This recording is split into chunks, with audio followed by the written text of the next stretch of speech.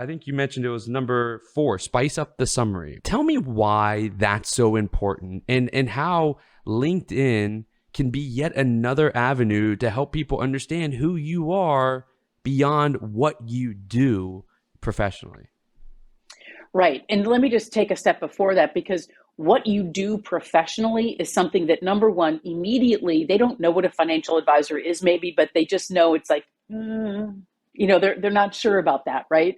And so we've got that to work with right off the bat. And the other side of it is that, well, what if you're so good at doing this and you work with all these people with all this money, and you're going to judge me because I have made some financial mistakes? Well, frankly, everyone has made financial mistakes. And so um, it's like, how do we put that barrier down, that I'm not who you think I am, and I'm not going to judge you?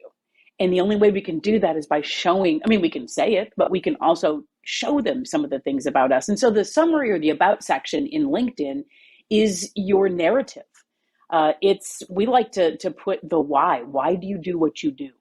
As opposed to listing out your bio again. And where you went to school and all of those things are already in LinkedIn. So what you're going to list there is, what's your why? Why do you do this? Why have you been in this business for this many years? Because a lot of advisors think a differentiator is, well, I've been 20 years in this business. Well, 20 years in the business is not a differentiator. It may be, and I've been in the business for 20 years of marketing and financial services, and it just makes you sound like you're old. I mean, it's not really like, oh, wow, really? 20 years, it's 20 years. Why? Why would you be in this business for 20 years? What is it about this business? What is it about serving clients that really, that gets you out of bed in the morning? Talking a little bit more about the softer side of why you do what you do, the difference that you can make. And yes, you can write that in compliance terms where they would okay it.